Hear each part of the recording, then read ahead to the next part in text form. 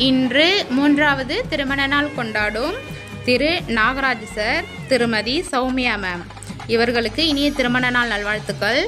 திருமண நாளை முன்னிட்டு நமது எழுச்சித்தளிர் சிறப்பு பள்ளி மாணவர்களுக்கு காலை உணவு வழங்கியதற்கு நன்றியை தெரிவித்துக் கொள்கிறோம்.